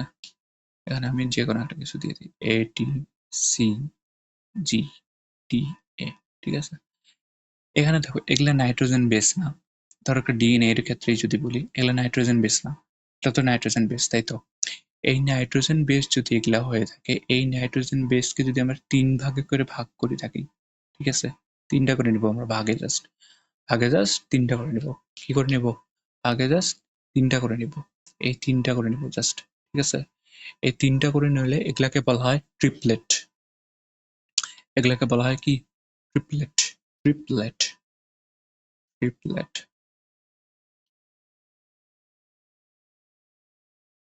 ট্রিপলেট, ঠিক আছে? বা ট্রিপলেট, ঠিক আছে? এখন ডিএনএ এর ক্ষেত্রে প্রতিটা ট্রিপলেটকে বলা হবে, ডিএনএ এর ক্ষেত্রে প্রতিটা ট্রিপলেট। ট্রিপলেট কেন বলা হচ্ছে বলো দেখি? ট্রিপলেট বলা হচ্ছে এই 3টা করে জাস্ট থাকতেছে, 3টার বেশি কিন্তু হবে না। 3টা করে জাস্ট আমাদের নাইট্রোজেন বেস থাকতেছে। ডিএনএ এর ক্ষেত্রে ট্রিপলেটকে বলা হবে কোড, আর আরএনএ এর ক্ষেত্রে বলা হবে কোডন, ঠিক আছে? আরএনএ এর ক্ষেত্রে কি বলা হবে? আরএনএ এর ক্ষেত্রে বলা হবে কোডন, ডিএনএ এর ক্ষেত্রে বলা হবে কোড। আচ্ছা, আসলাম। ডিএনএ এর ক্ষেত্রে বলা হলো কোড। এবার আসি তো, যে অ্যান্টিকোডন কি? অ্যান্টিকোডনটাকে যদি আমি সিম্পলি বুঝাইতে চাই, তাহলে আমাদেরকে ট্রান্সলেশন প্রক্রিয়াটাকে আবার একটু লিখতে হবে। ট্রান্সলেশন প্রক্রিয়াটা যদি আমি আবার আবার লিখি, একটু ওখান থেকে নিয়ে আসি, এটাকে জাস্ট আমি ট্রান্সলেশন প্রক্রিয়াটাকে এখান থেকে নিয়ে আসি, ঠিক আছে? এই ট্রান্সলেশন প্রক্রিয়াটাকে আমি এখান থেকে নিয়ে আসি, কপি করি। আচ্ছা, এই দেখো, ট্রান্সলেশন প্রক্রিয়াটা চলে আসছে, ঠিক আছে? এই ট্রান্সলেশন প্রক্রিয়ার মাধ্যমে যে এমআরএনএটা পাইলাম, যে এমআরএনএটা পাইলাম, এইটাকে আমরা কি করব এখন? ভাগ ভাগ করব, ট্রিপলেট করব। ট্রিপলেট করলে আমাদের কি হবে বলো দেখি? এই যে দেখো, এখানে একটা ট্রিপলেট গঠন হবে, এখানে একটা ট্রিপলেট গঠন হবে, বা এগুলাকে বলা হবে কি? এগুলা এমআরএনএ যেহেতু, আরএনএ যেহেতু, আরএনএ হইলে তাকে কি বলা হবে? আরএনএ হইলে তাকে কি বলা হবে? আরএনএ মানে, আরএনএ হইলে তাকে বলা হবে কোডন। এগুলা একটা কোডন, এটা একটা কোডন, ধরি কোডন 1, আর এটা হচ্ছে কোডন 2, ঠিক আছে? কোডন 2, ঠিক আছে? তো কোডন 1 এবং কোডন 2 কে আমরা কি করব? বিপরীত করব। এবার কিন্তু সূত্রটা বিপরীত হবে না। এবার আমরা কি করব? আমরা হচ্ছে কোডনগুলোকে বিপরীত করব। তাহলে যদি কোডনগুলোকে বিপরীত করি তাহলে কি আসবে বলতো? যদি কোডনগুলোকে বিপরীত করি তাহলে আসতেছে আমাদের প্রথমে দাঁড়াও একটু জাস্ট বিপরীত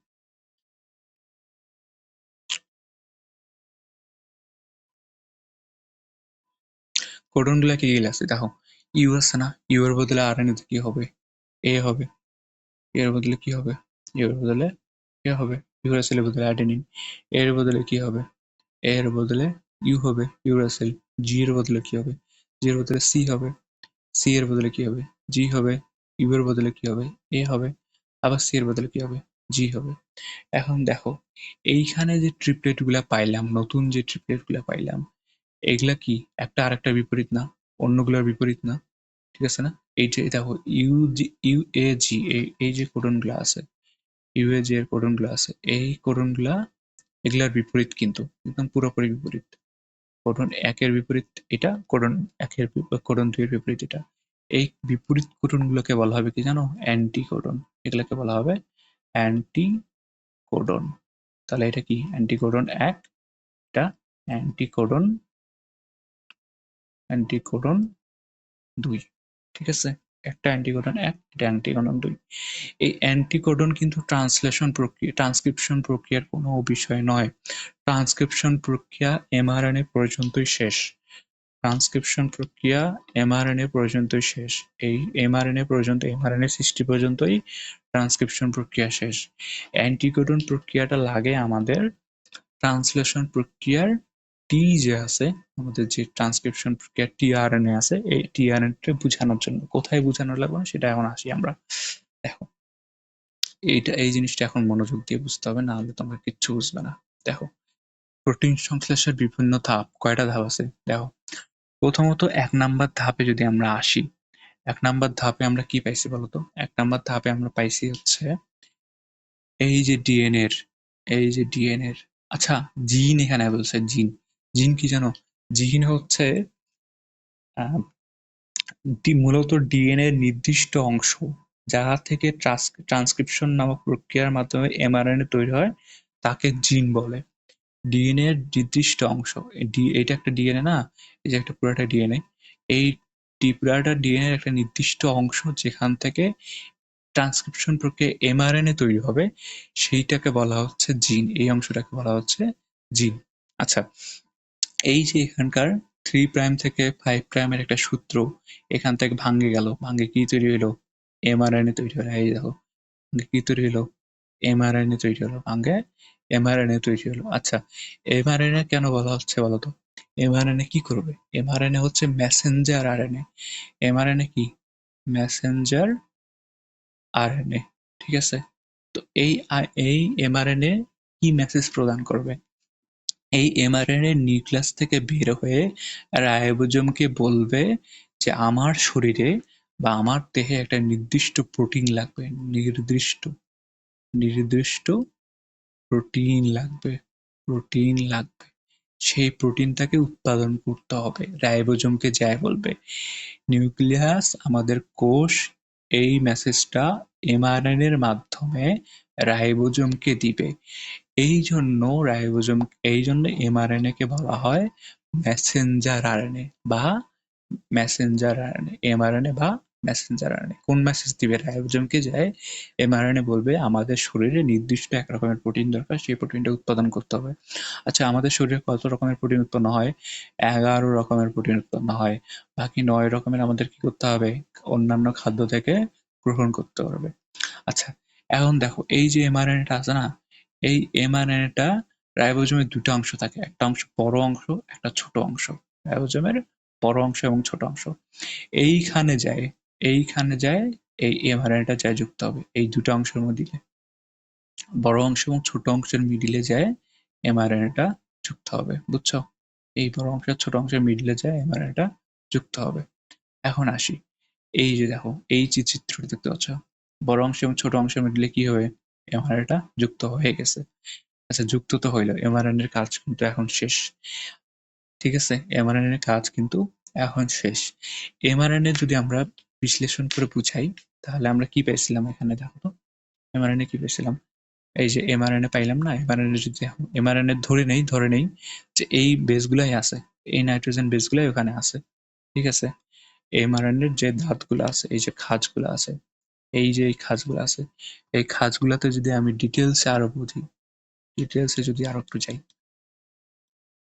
ডিটেলসে যাওয়ার পরে ধরে নেই যে এখানে আছে কি, এখানে আছে এ, এখানে টি, জি, সি, জি, টি, এ, জি, সি, টি, এ, সি, জি, এরকম করে প্রতিটা খাঁজ, এই যে প্রতিটা খাঁজের মাথা দেখতে পাচ্ছ, এই প্রতিটা খাঁজের মাথায় কি আছে? নাইট্রোজেন বেস আছে। প্রতিটা খাঁজের মাথায় নাইট্রোজেন বেস আছে। এখন এই এমআরএনএটা তো এখানে আসে যুক্ত হলো, এই এমআরএনএর প্রতিটা খাঁজের মাথায় নাইট্রোজেন বেস থাকবে। এখন কি হবে জানো? এই যে আমাদের সাইট্রো সাইটোপ্লাজমের মধ্যে, আমাদের কোষের সাইটোপ্লাজমের মধ্যে এই টিআরএনএ গুলো মুক্ত অবস্থায় থাকে। এগুলো হচ্ছে টিআরএনএ। এই যেরকম যে চিহ্নটা আছে, এই চিহ্নগুলো হচ্ছে কি? টিআরএনএ, টি-আর-এন-এ। টিআরএনএ কি? মুক্ত অবস্থায় থাকে। আর টিআরএনএ এর সাথে কি থাকে? টিআরএনএ এর সাথে হচ্ছে অ্যামিনো অ্যাসিড থাকে। এগুলো হচ্ছে অ্যামিনো অ্যাসিড। এগুলো হচ্ছে অ্যামিনো অ্যাসিড, ঠিক আছে? এগুলো হচ্ছে অ্যামিনো অ্যাসিড। এগুলো হচ্ছে কি? Amino acid. এই টিআরএনএ এর সাথে অ্যামিনো অ্যাসিড গুলো থাকে। যুক্ত থাকে না, মুক্ত অবস্থায় তো থাকে, কিন্তু টিআরএনএ এর সাথে অ্যামিনো অ্যাসিড গুলো থাকে। এই টিআরএনএ এর যে তিনটা খাঁজ দেখতে পাচ্ছ, এই যে দেখো এখানে একটা খাঁজ, এখানে একটা খাঁজ, এখানে একটা খাঁজ, এই তিনটা খাঁজেও কিন্তু কি থাকবে? নাইট্রোজেন বেস থাকবে। এই তিনটা কাজেও নাইট্রোজেন বেস থাকবে, যে কোনো নাইট্রোজেন বেস থাকতে পারে। এই তিনটা কাজ কি? কোডন। এগুলা কি? কোডন। এই তিনটা কাজের যে নাইট্রোজেন বেসগুলো আছে, এগুলাকে বলা হয় অ্যান্টিকোডন। অ্যান্টিকোডন কিভাবে তৈরি করছে আমরা তো কিছুক্ষণ আগে দেখাইলাম। এই অ্যান্টিকোডন গুলা কিরকম ভাবে মিলিত হবে জানো? এই যে এখানে মিলিত হয়েছে না, অন্য কোথাও কিন্তু যায় মিলিত হয় নাই। এই এই টিআরএনটা এখানে এসে মিলিত হয়েছে। কেন মিলিত হয়েছে বলতো? কারণ যদি এমআরএনএ এটাকে ধরি, এমআরএনএ যদি এটাকে ধরি, এমআরএনএ যদি এখানে কি থাকে? এ, জি, সি যদি থাকে, ঠিক আছে? তাহলে যে টিআরএনএ এর যে টিআরএনএ এর অ্যান্টিকোডনে ইউ, সি, জি এগুলো থাকবে, সেই টিআরএনএটাই শুধু এখানে আসে মিলিত হবে। তার মানে কি? খাদের সাথে খাজ মিলিত করতে হলে বা মিলন ঘটাতে হলে আমাদেরকে নির্দিষ্ট অ্যামিনো নির্দিষ্ট নাইট্রোজেন বেস থাকা লাগবে, না হলে এখানে এসে যুক্ত হইতে পারবে না। এইটাকে যুক্ত হওয়ার জন্য এক পাশেরটা হচ্ছে কোডন, এমআরএনএ গুলো হচ্ছে কোডন, এমআরএনএ গুলোকে বলা হচ্ছে কোডন, আর টিআরএনএ গুলোকে হচ্ছে অ্যান্টিকোডন। টিআরএনএ গুলো হচ্ছে কি? অ্যান্টিকোডন, ঠিক আছে? এবার আসো, এখানে তো আসে যুক্ত হইলো। টিএনএ এখানে আসে যুক্ত হওয়ার পরে অন্য আরেকটা টিএনএ আসে যুক্ত হতে পারবে, যদি অ্যান্টিকোডন থাকে তাহলে যুক্ত হতে পারবে। এইটার সাথে সাথে কি আসবে জানো? এইটার সাথে সাথে এই অ্যামিনো অ্যাসিড গুলো এখানে আসে যুক্ত হবে। অ্যামিনো অ্যাসিড গুলো এখানে আসে যুক্ত হবে। এই অ্যামিনো অ্যাসিড গুলো এখানে আসে যুক্ত হবে। এই অ্যামিনো অ্যাসিড গুলো এখানে আসে যুক্ত হওয়ার পরে এই প্রক্রিয়াটা আবার করতে থাকবে, আবার অ্যামিনো অ্যাসিড আসে যুক্ত হবে, আবার এখানে একটা অ্যামিনো অ্যাসিড আসে যুক্ত হবে। এরকম করতে করতে করতে করতে আমরা কি তৈরি করব? একটা অ্যামিনো অ্যাসিডের চেইন তৈরি করব। এটা কি তৈরি করব?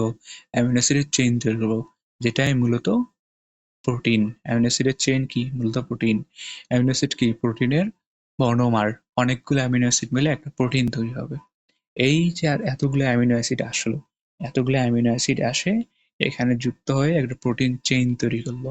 এই প্রোটিন চেইন তৈরি করাটাই কি ছিল? আমাদের উদ্দেশ্য ছিল। এই প্রোটিন চেইন তৈরি করাই আমাদের উদ্দেশ্য ছিল। কোথায় কিভাবে বুঝলাম উদ্দেশ্য ছিল? এই নিউক্লিয়াস, এই যে ডিএনএ, ডিএনএ কি নিউক্লিয়াস কি বলছিল? এমআরএনএ এর মাধ্যমে কি বলছিল? এমআরএনএ এর মাধ্যমে রাইবোজোমকে যায় বলছিল যে আমার শরীরে নির্দিষ্ট একটা প্রোটিন তৈরি করতে হবে। সেই রাইবোজোম এমআরএনএ এবং টিআরএনএ এর মাধ্যমে, এমআরএনএ এবং টিআরএনএ এর মাধ্যমে প্রোটিনকে কি করলো? অ্যামিনো অ্যাসিডকে আনলো। অ্যামিনো অ্যাসিডকে সংযুক্ত করতে করতে করতে করতে একটা প্রোটিন তৈরি করব। আমাদের মেইন কাজ কি? প্রোটিন সংশ্লেষণ, মানে প্রোটিন তৈরি করা, নির্দিষ্ট প্রোটিন তৈরি করা। এই নির্দিষ্ট প্রোটিন তৈরি করার মাধ্যমে আমাদের ট্রান্সলেশন প্রক্রিয়াটা সম্পূর্ণ হইল। এই প্রক্রিয়াটাকে বলা হয় ট্রান্সলেশন প্রক্রিয়া। এই প্রক্রিয়াটাকে বলা হয় কি? ট্রান্সলেশন প্রক্রিয়া। এই পুরো প্রক্রিয়াটা হচ্ছে ট্রান্সলেশন প্রক্রিয়া। এই পুরো প্রক্রিয়াটাকে কি বলা হবে? ট্রান্সলেশন প্রক্রিয়া। ট্রান্সলেশন প্রক্রিয়া। এই যে এখানে দেখো ডিএনএ থেকে এমআরএনএ বের হলো, এইখানকার প্রক্রিয়াটা কি?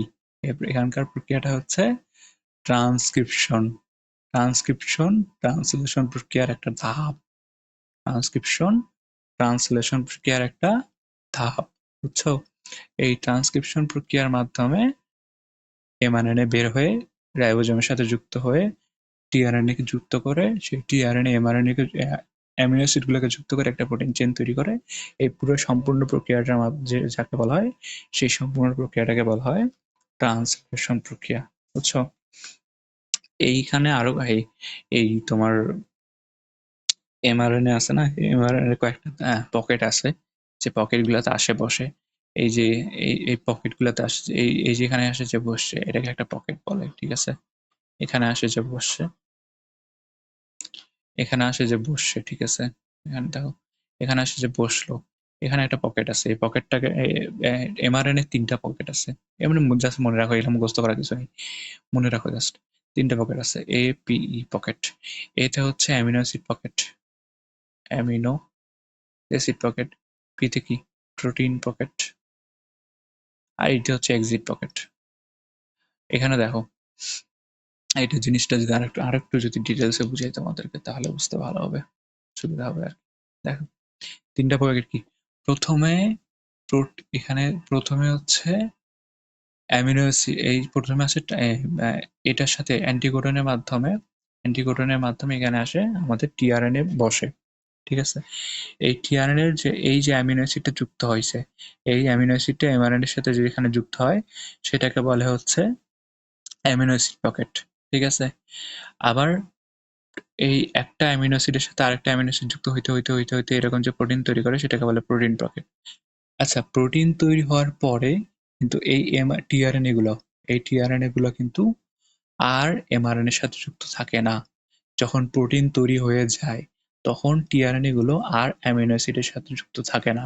তখন এই টিআরএনএ গুলো চলে যায়। এই দেখো, টিআরএনএ বেরিয়ে যাচ্ছে। টিআরএনএ কি হচ্ছে? বেরিয়ে যাচ্ছে। এই যেটা যেভাবে বেরিয়ে যায়, সেই পকেটটাকে বলা হয় এক্সিট পকেট। অর্থাৎ টিআরএনএ গুলো এমআরএনএ এর সাথে যুক্ত থাকে না কখনোই। সে টিআরএনএ এর সাথে এমআরএনএ এর সাথে যুক্ত হয় কখন? যখন অ্যামিনো অ্যাসিডের মাধ্যমে নতুন কোনো প্রোটিন তৈরি করা লাগবে, তখন। তখন আসে আমাদের টিআরএনএ এমআরএনএ এর সাথে যুক্ত হয়, বুঝছো? এটা হচ্ছে আমাদের মেইন।